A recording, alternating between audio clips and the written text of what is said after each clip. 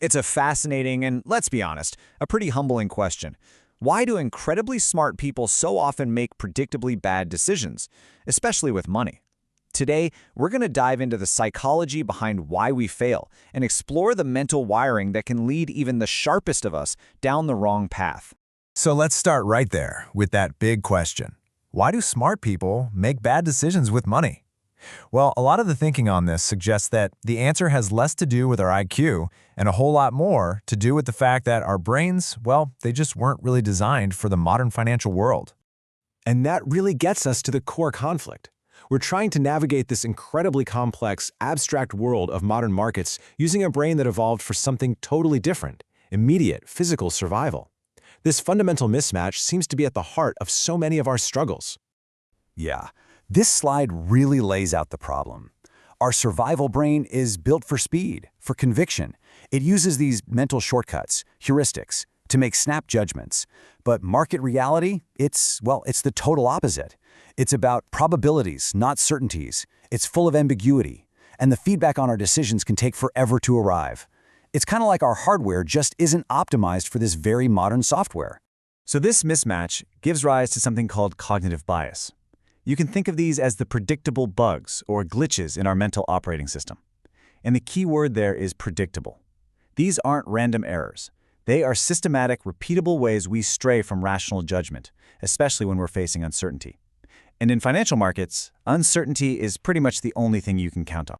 So what do these bugs first pop up? Well, a lot of them creep in right at the very beginning, during the analysis phase. This is before a single dollar is at risk, back when we're just forming our ideas. And this is where our desire to find a neat, coherent story can get us into a lot of trouble. The first big one, and maybe the most powerful, is confirmation bias. We like to think we're like scientists, objectively looking at the data. But the reality is, we often act more like lawyers, building a case for a conclusion we've already decided on. We just naturally hunt for evidence that proves us right, and kind of conveniently ignore anything that suggests we might be wrong. It's a tough thing to admit about ourselves, isn't it? And here's the really dangerous part. In a world that is just flooded with data and opinions, you can find support for any belief if you look hard enough. Confirmation bias gives us this false sense of confidence, and it makes our initial idea feel way more solid than it probably is. Then we've got availability bias. Our brains seem to have this little rule of thumb. If I can remember it easily, it must be important or likely to happen again. A dramatic market crash that's all over the news for a week feels way more probable than the long-term stats would suggest. We give too much weight to the stuff that's recent and emotionally charged, and it totally distorts our view of reality. And all of this kind of leads to overconfidence. When a trade goes our way, we're quick to credit our own genius insight. But when it goes against us, oh, that was just bad luck, some random event nobody could have predicted. Over time, this little habit dangerously inflates our view of our own skill. It's a classic trap. The more certain we feel, the more vulnerable we often are. Okay, so let's shift gears. We've talked about the biases that mess with our analysis, but things get way more intense when real money is on the line. Once that pressure's on, our emotions kick into high gear, and that's when our ancient survival brain really tries to grab the steering wheel. At the very heart of how we make decisions under pressure is loss aversion. Psychologically, the pain of losing, say, $100 feels way more intense. Some studies suggest twice as intense as the pleasure of gaining that same $100. Our brains are just fundamentally wired to avoid losses, and that has huge consequences for our behavior.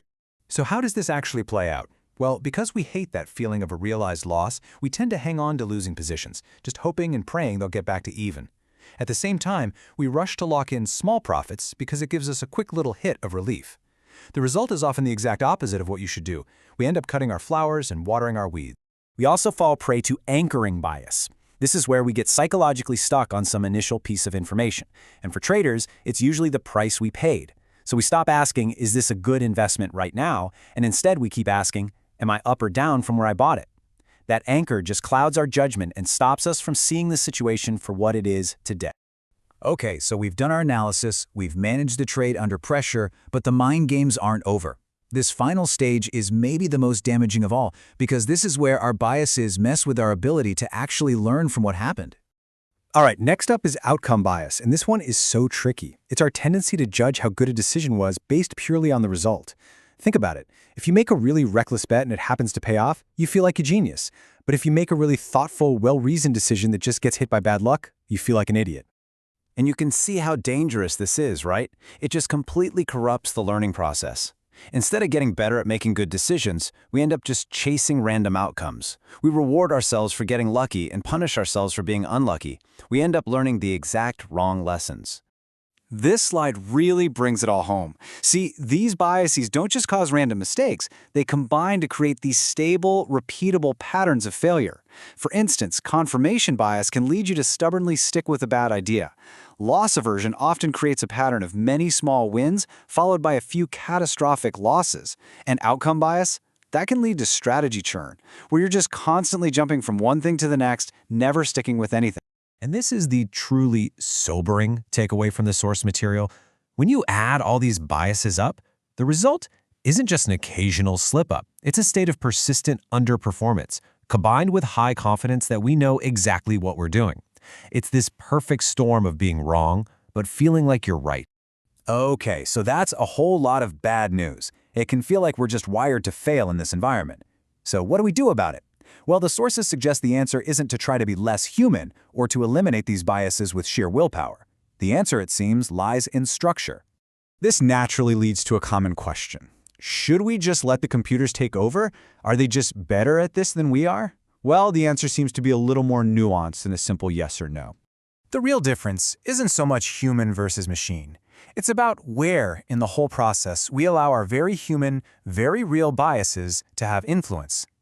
The goal might not be to eliminate bias. That's probably impossible. The goal is to contain it. This slide shows the key difference really well. A purely discretionary seat-of-your-pants approach means you're continuously exposed to bias when you analyze, when you trade, when you review. Your emotions are always a factor. A systematic or quantitative approach moves the bias upstream. You still have to fight your overconfidence when you design and test the system, but you're not doing it in the heat of the moment. You're trading continuous exposure for episodic exposure. And this really brings us to the single most important point of this entire explainer. Let this one sink in for a second. Failure in these kinds of complex domains is rarely about not being smart enough. It's almost always a failure of structure, a failure to build a process that protects you from your own best intentions and your worst instinct. So I'll leave you with this question to chew on, because this isn't just about money. It applies to everything, from our health to our work to learning a new skill. What are the systems, the rules, the structures that you put in place to manage your own internal ghost in the machine? What protects you from your own very human, predictable irrationality? It's a really important question for any of us trying to make better decisions in this complex world.